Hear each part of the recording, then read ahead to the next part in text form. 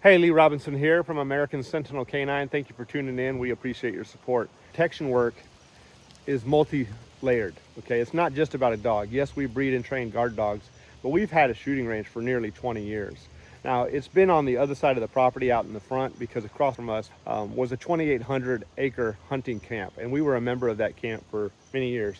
However, that property has been divided and it's been sold, and now there's a couple of houses out there. So we don't want to be shooting that way anymore, and we've decided to relocate our range. Never let an inconvenience or a hurdle be a reason to lower your bar.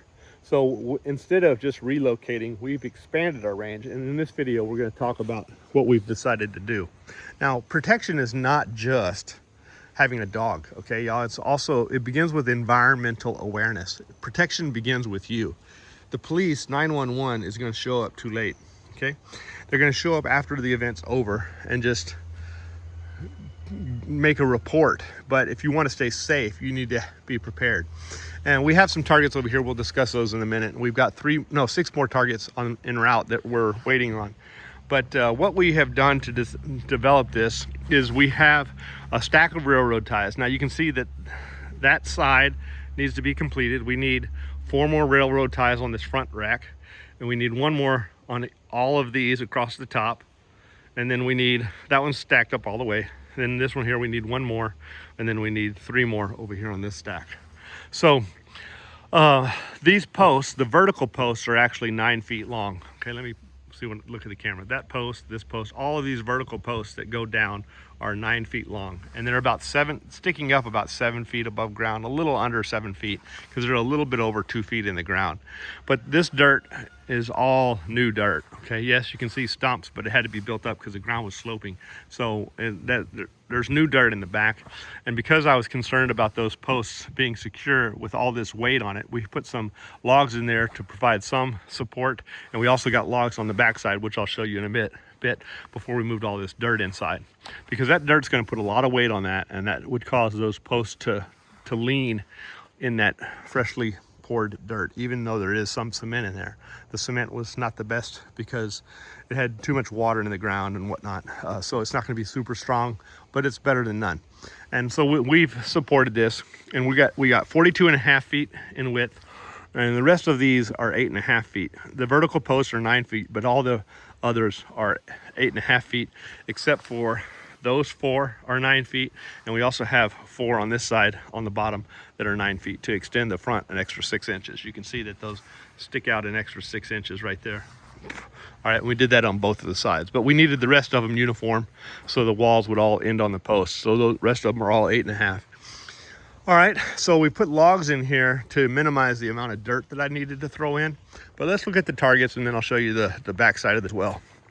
So these are IPSC style. I'm not going to say IPSC targets because they're not, but they're IPSC style targets from Action Targets. And so each one of these has 4 kill zones. You have the head, chest, and femoral arteries. They call that pectoral region.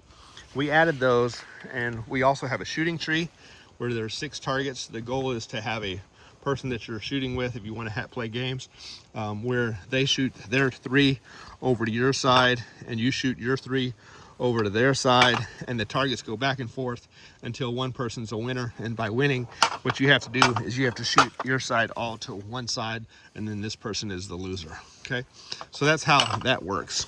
And so we've designed our shooting range so we're going to have one of these man targets on the side of the shooting tree. So one person, like my wife, will shoot at her 4 kill zones, and I'll shoot at my 4 kill zones, and then we'll move to the shooting tree. And whoever gets the place to the other side is the winner. So you got 4 plus 3 more, and then whatever comes your way that you have to clear out, okay? And that might require a reload of a magazine, because let's say I hit my 4 and I hit these 2, but before I get the last 2, my wife shoots one of these plates over. Well, I have to knock that plate back plus the other one that I still have. So it's not over until it's all cleared. So this requires a little bit of stress under fire, so to speak, even though it's all fun and games, because you're only going to perform in a real life situation no better than your practice. Okay, in many cases real life is going to be worse, because you're going to have real stress, not pressure from time zones or whatever. You're going to have pressure of, is my life in danger? All right, and then we have 3 more of these targets coming in without the kill zones. All right, because those are a lot cheaper, and they're going to be about this size. They may be slightly different. So we're going to have 3 more of these, and then we also have 3 knockover targets. A knockover target is just a rectangle plate that's got a base on the bottom that when you hit it, it'll knock over. Okay, but I don't like knockover targets because when they knock, a lot of people shoot them and they use them in competition. But when you knock a target over, it angles upward, and you'll notice I don't like that. Even though they do them all the time and they're supposed to be safe, I like all my targets like this because we know that here when you hit something, it's going to ricochet and the bullet's going to go to the ground. And safety is paramount. You know, when you're having your family or neighbors around, I want to control all the bullets coming in, hitting this, and going down. Now, all of these plates and stands are AR-500 or SR-500 or AR-550. These are steel targets that are made for shooting with pistol and rifle. All right. Now that top rack, it's 3/8 inch thick, which is rated for rifle. AR-500 is 3/8 is rated for rifle, but my plan is to use that top rack for pistol, and then the bottom one is 1/2 inch thick AR-500, which is definitely rated for rifle. Like I said, the top rack is even rated for rifle, but we're going to save the rifle rounds for the bottom just because they're going in a higher velocity, and I want to make sure that they get knocked into the dirt. All right. Now you'll notice something else that we've done here. The rifle target on the bottom is mounted to the front, while the pistol plates are mounted to the back. Why did I do that? Well, that's because when a bullet comes in here and hits this, it's going to ricochet and go down. I don't want it to hit this chain. It may happen from time to time, but generally speaking, I want the bullet to go down and into the dirt. And all these logs that I've got here bracing this wall, they're going to be covered with dirt. Okay, all those logs are going to be covered with dirt. And so we're going to take these 3 targets here. I say 3, but really it's 1, 2, 3, 4, plus 6 there, that's 10, plus 1, 2, 3, 4, that's 14. And then we have 6 more targets on the way. So that's 20 targets total, plus the rack. All right. So we're going to put these 3 right here in the middle. And then we're going to have 2 of the knockover targets over there, and then 1 of the other man targets that doesn't have the kill zones. And then over here, we'll have 2 of the man targets without the kill zones and 1 knockover.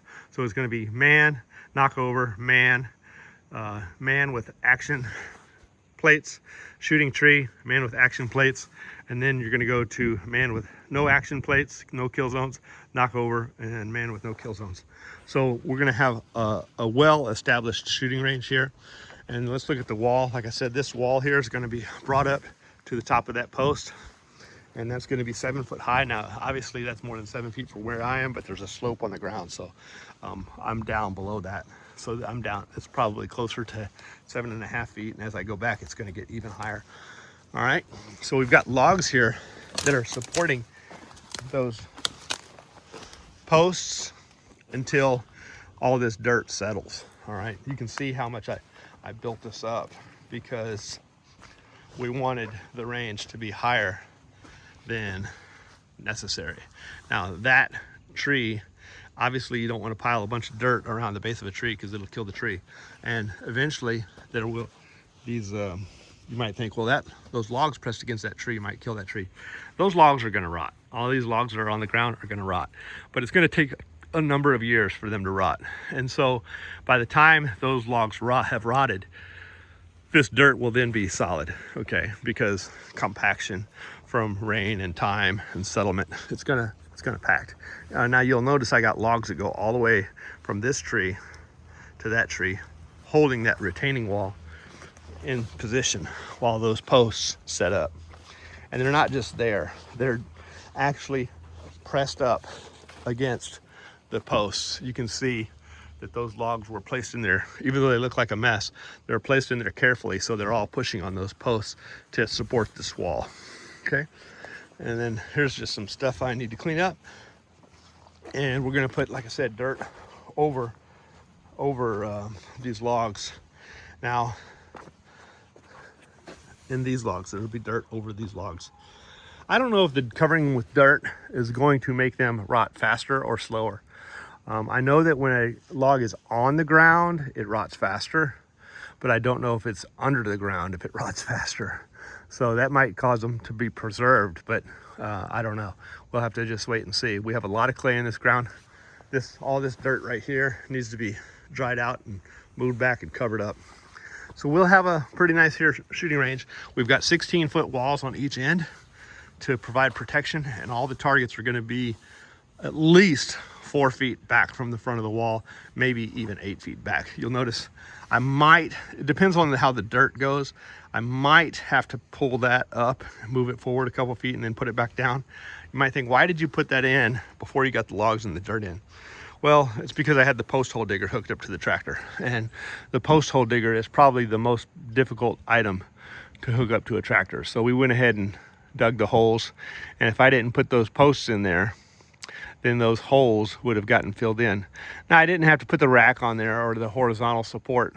I could have just had the post in there, and that may have made it easier, but my grapple is long enough that I knew I could reach over and throw those logs back, and it worked with no problem.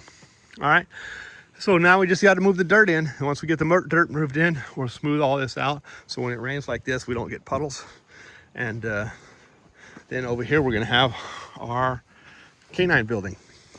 So anyway, there's an updated aspect of the range, and when it's completed, we will of course give you an update. And we expect to have all this completed as soon as it dries out, because all I got left to do is move the dirt.